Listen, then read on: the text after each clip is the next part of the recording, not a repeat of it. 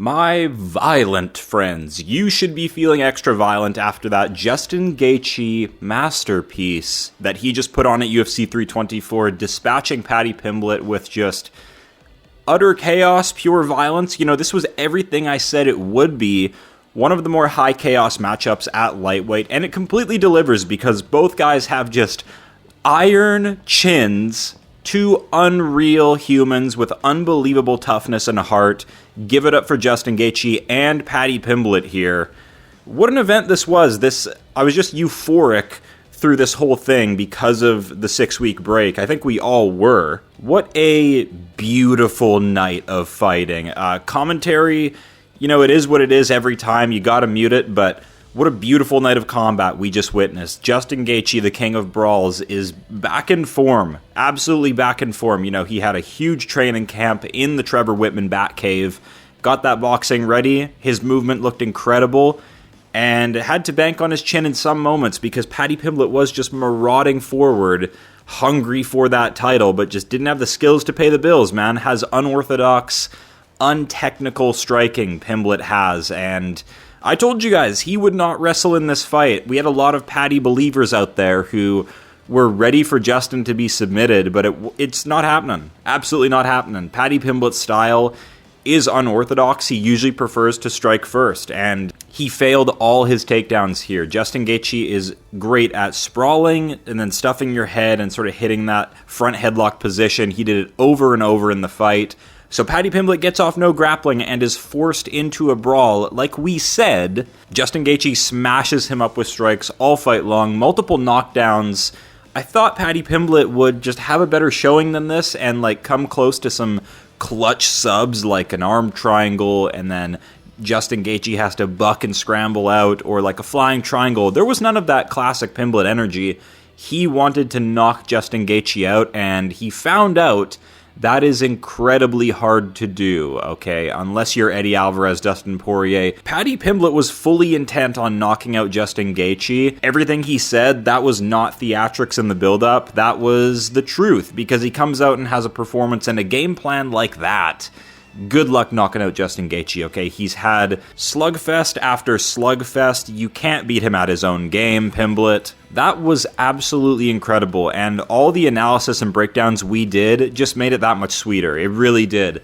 All the flip-flopping I did, thinking Pimblett would just pull off this Hail Mary BJJ wizardry and ruin everything, ruin Gaethje's comeback and like third or fourth title run.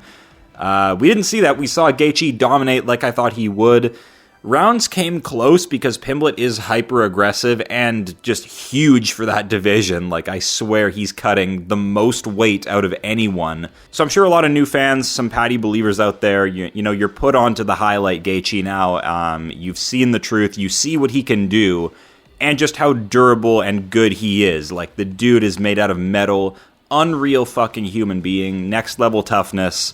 Justin Gaethje is the highlight. He's not human. So hope some Paddy believers and some like brand new Paramount fans are, you know, going to come around to Gaethje and, you know, watch back his career and have some faith, because he's only lost to Charles Oliveira, Khabib as of recently, and, you know, Max Holloway.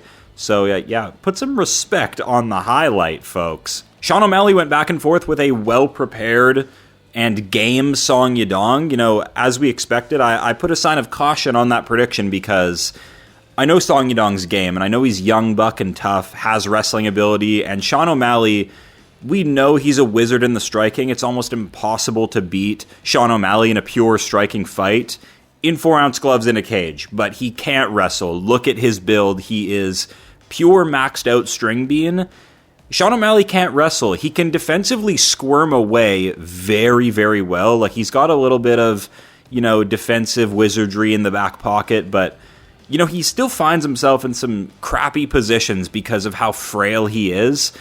But he's a striking wizard. He's a striking maestro, Sean O'Malley. You gotta give respect to it. I know some people are thinking the fight even went Song Yadong's way with the ground control. Just not enough damage for me. I think he already exceeded expectations, you know, not being KO'd by Sean O'Malley and just getting takedowns in the first place. He didn't do enough with it. I'm sorry, Yadong believers. He didn't do enough with it. Sean O'Malley stung at range, circled well like we said he would do. The Suga Show is back with a technical striking showcase. That's what that fight was. Song Yadong seems forever cursed to be slightly out of range and slightly down on strike count, and I just saw that as a recipe for disaster here against Sean O'Malley. That's why he took the fight. O'Malley's legit. I was that salty fan at one point that didn't want to believe he was that good.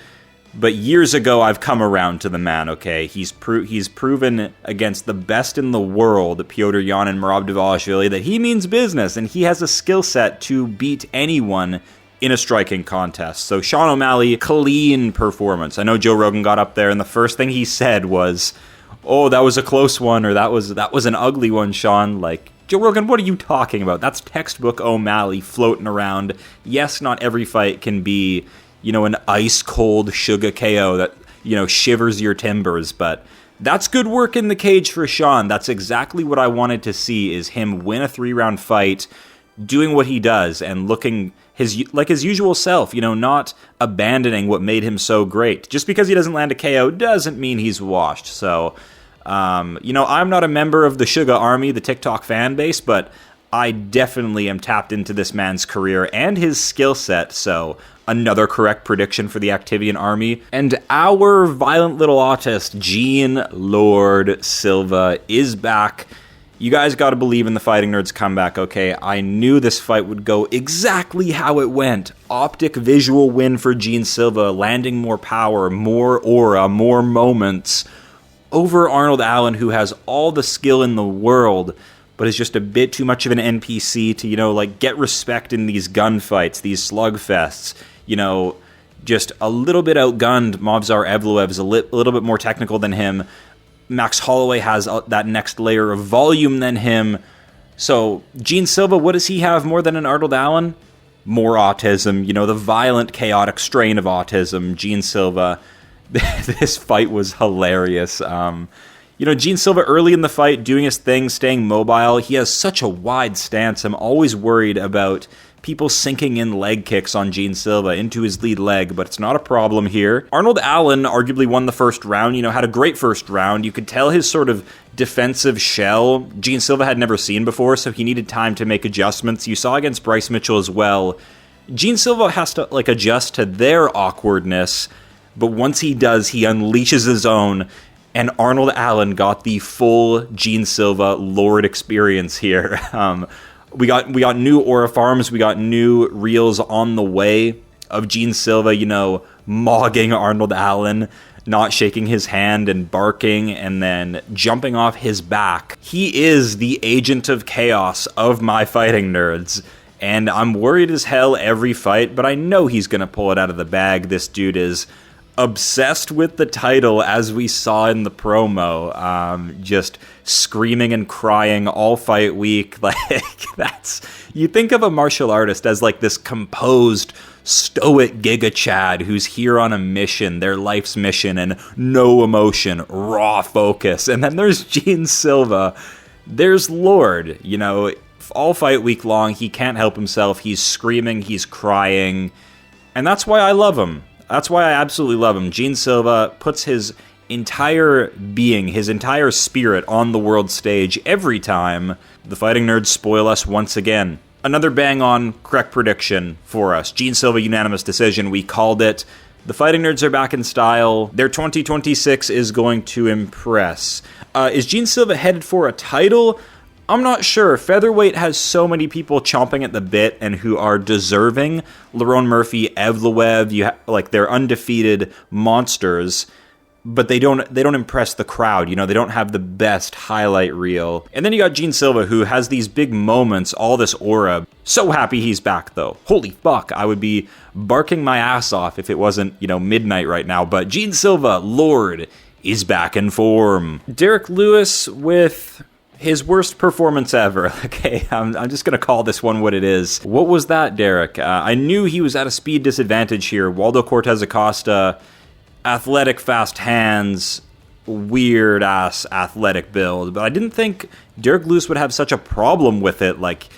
Gun-shy, too slow, and then his legs just blow out. I don't know what I'm watching here. I'm well aware Derek Lewis is like 40 and so many years in the game, and he had those back issues and all that, but I'm a believer that he's elite. I see eliteness in Derek Lewis. He can beat some of the best in the world on any given night, but I guess I just need to get better at tapping into like what is a nightmare matchup for him, because this was. Waldo Cortes defensively was too sound. He's moving too well. His hands are too fast. He's just gliding out of the way, matrixing everything Derek Lewis throws. We usually don't see that. We usually see people get trapped against the cage and then Derek bomb them out or land heavy on the counter. So, yeah, I'm sorry for the pick. I always pick Derek Lewis because he's burned me so many times in the past, I guess. Like, I tried to pick De Lima, and then he goes out there like Masvidal-esque heavyweight flying knee. So, like, I just don't know when to pick him, I guess. Need to really lock into that. But his career might be over soon. He's looking like dog shit out there with his legs, like, bending and breaking. And just quitting, man. Like, it's not even... Like, look at the punishment some people go through. I know it's heavyweight. The strikes landed are night and day here, but Derek Lewis quits before the punishment comes. You know, maybe that's like a longevity hack that he's figured out. Is like, I'm just going to quit before I get brutally TKO'd. But Derek, you have to fight back. Like, the refs just jump in and stop these things if you turtle like that. So he loses by TKO. I'm sorry for the pick. We did great on the card for picks, like, you know, crystal balling this whole card, but I picked Derek Lewis and he had the worst fight of his life. So I'm so sorry. He's not a member of my 2026 fan club, let's just say that. Yeah, Derek Lewis goes down.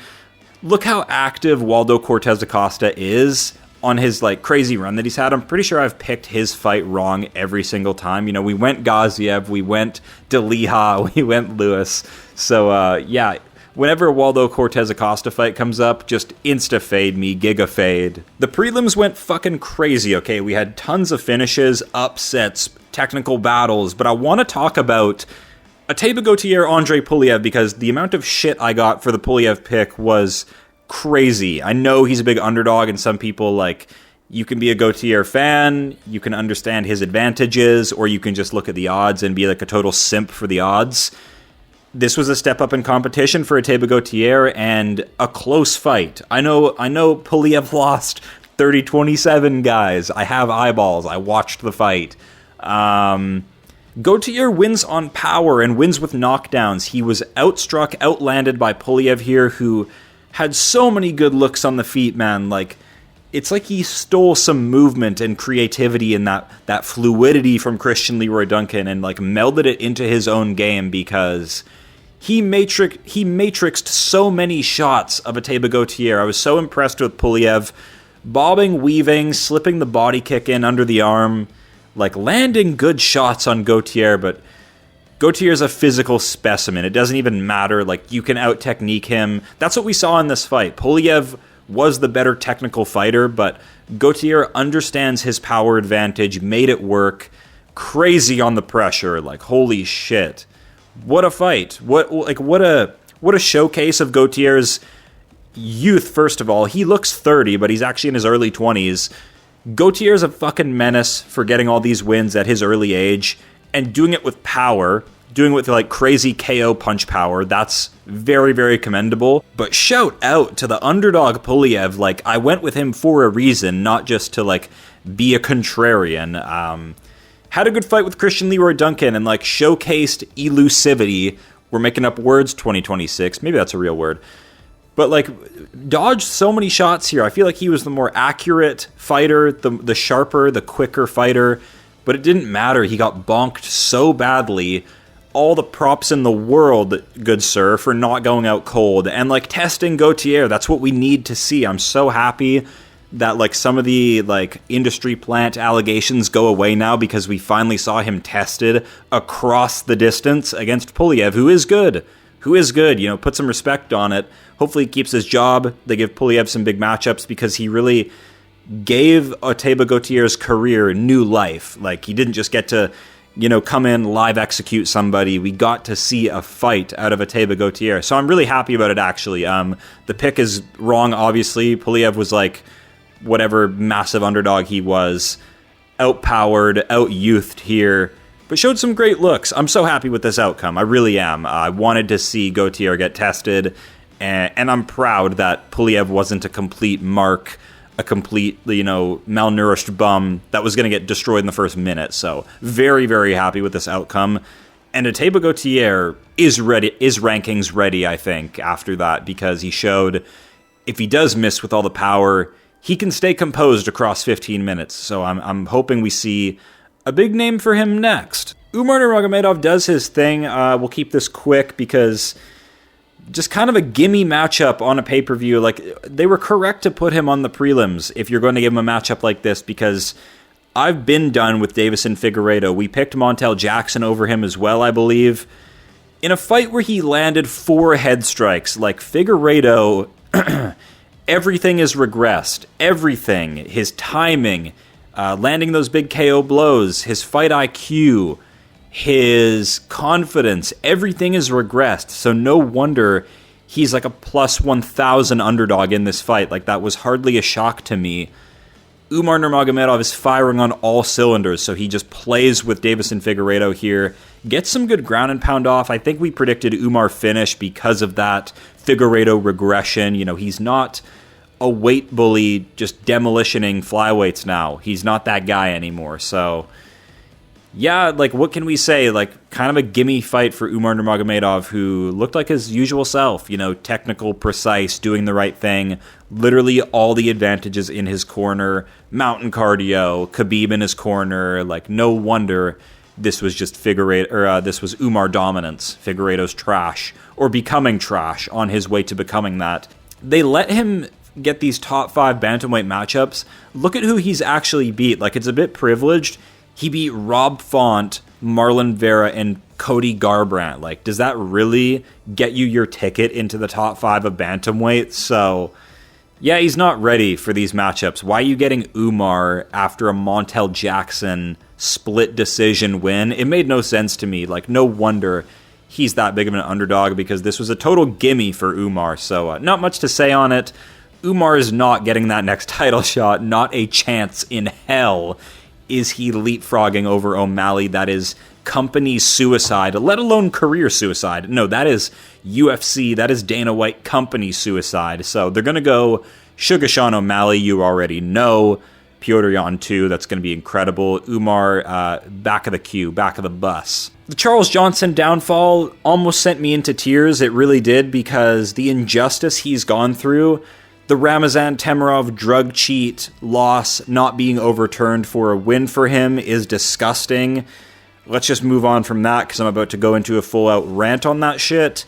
Obviously, we all know the Joshua Van KO, the beautiful, tasty uppercut that he landed, the chef's kiss knockout of the now champion Josh Van, should just, like, propel him to top 5. Like, what are we doing giving him Alex Perez, who flukes a KO over him? I'm so sad. I'm so emotional over this outcome. Charles Johnson had an epic moment in China last year, knocking out Loner Kavanaugh as well, a great prospect, getting on the mic, speaking Chinese like crazy aura farm. Just an amazing last few years for Charles Johnson, and it's all gone because Alex Perez, a 36-year-old weight-missing unk, flukes a KO over him, like lands some good boxing on his chin, which is exposed. Charles Johnson with the chin in the air. I'm so sad. I'm actually devastated. That's the other fight on the card we got wrong, guys. I'm sorry. I'm so happy the card played out like how it did, and we had these big moments at the top of the card, because this absolutely sent me into a spiral. I had to go for a walk after this one. Gutted for Charles Johnson. Please get back in the cage and get back to your active ways, you flyweight Kevin Holland. This is not the end of Charles Johnson. The energy will not end here. Alex Perez, who gives a fuck? Honestly, who gives a fuck? This guy has so many injuries, so many canceled fights. He's so old at flyweight. I don't care. He's lost to so many prospects. I still don't care. I'm still not sold on Alex Perez. His boxing is all right, I guess, but I just know his career is not going to take off like Charles Johnson's was about to. So I'm gutted. I'm actually so gutted. Who gives a fuck about Alex Perez?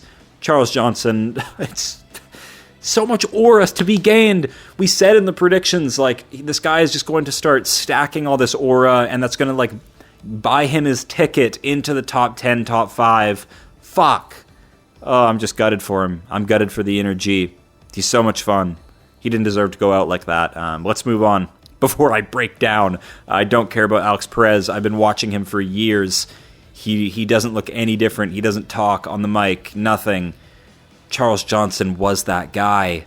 We also predicted Nikita Krylov's comeback, the ice-cold KO over Modestas Bukauskas, who's on a bit of a resurgence, but, you know, hit his level here, hit his ceiling. Just couldn't get it done. Really struggled with, like, the awkwardness and the uniqueness of Krylov, who's always had this herky-jerky, like, Yuri light, like, mini Yuri flow to him. Just awkwardness, hard to time, hard to execute on. I know Reyes and Bogdan Guskov, you know, hit the tip of the chin and put him out, but I just didn't see Bukauskas doing that. He's not that type of guy. You're not that guy. Krylov did his thing, goofied it up, looked like his younger self, power wrestled when he needed to, but at the end of the fight, in the final seconds, he didn't need all that wrestling. Completely colds Modestas Bukauskas, knocks him out, face plants him. Not a good look for Bukauskas. Really had an awful performance. Kind of looked like he was frailed out. Maybe like had a bad weight cut. Like he's looking. I envision him. I picture him in the past more muscular than that. He looked sinewy out there. And Krylov was the guy who looked pretty buff and jacked and like looked like he had a proper good weight cut and looked very, very manly. So he gets the finish. He snipes out Modestas Bukauskas. I thought Krylov would get it done with wrestling and find like a sub or ground and pound. Doesn't need it. Completely shuts off the consciousness of Modestas Bukauskas. Beautiful KO. Krylov's a real one. Giga veteran. We knew to trust him here. To open up the card, we had some bloodbath prelims, some awesome aura farming from Josh HOKIT, who we, you know, the cat's out of the bag, okay? I feel like we said it first, though. He's the heavyweight Colby Covington. Now everyone's piling on. You know, they saw the video. This guy's a menace. He has skinny little, like, dancer legs. Like, he's an undersized heavyweight, but it's because he's coming in to just abuse them. Test their cardio, gas them out. He's got fast hands. He's got lighterman skill at heavyweight. Denzel Freeman didn't land a punch. He gassed out before actually landing on Josh HOKIT. Like, if that isn't masterclass, I don't know what is. We said Denzel Freeman, you know, has some finesse, has some flair. He's all right. He's got Navy SEAL aura, but he can't compete against a Josh HOKIT. Josh HOKIT demolishes him, farms aura. His career is about to take off massively. And Ty Miller, the older, bigger brother of Mario Bautista, obviously just causes demolition on Adam Fugitt, who I believe retired in the cage. Like, we said all this, guys. We really said all this. I'm tapped into regional prospects even, who are coming into the UFC off the Contender Series. We knew what Adam Fugitt was about. Prospect food, total NPC. Give it up for Ty Miller, you know, spilling some blood, offering some blood to the MMA gods, even in the debut, you know. Adam Fugitt catches him with a spinning elbow, scalps him with a spinning elbow. Beautiful stuff. Spilling some blood for the MMA gods in the debut is what we like to see here. Ty Miller, who do you give him next? You know, safe travels, Ty Miller. You're probably going to face off against some nightmare from Russia or something, because welterweight is stacked, but great performance, great thunderous debut, kicking off the card with blood, guts, and a nasty KO victory. That was UFC 324. That was healing for my spirit, honestly. I know we lost Nunes, Harrison, so like we lost the other title fight on this card, and we lost MJ. They all fear the menace, Michael Johnson. We lost that fight as well. But it was still great. 11 fights of action, almost all finishes, and the main card was 5 rounds of just cinematic carnage. So it delivered, completely delivered. The next pay-per-view is also going to be cinema. I know the prelims aren't as juicy as this one was. Sort of a shit card in Australia, but Volk's on it on the top of the bill, so you know it's going to go crazy. But they've got some heavy lifting to do. Let's leave it at that. I think everyone's in agreement that this pay-per-view should have been built up a bit more. Next week's pay-per-view, I'm saying. But as for 324, I am very, very happy with the outcomes here. Justin Gaethje smashing Paddy Pimblett.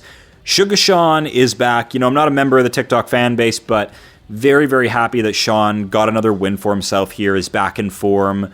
Social media going crazy right now, trashing him, saying he lost.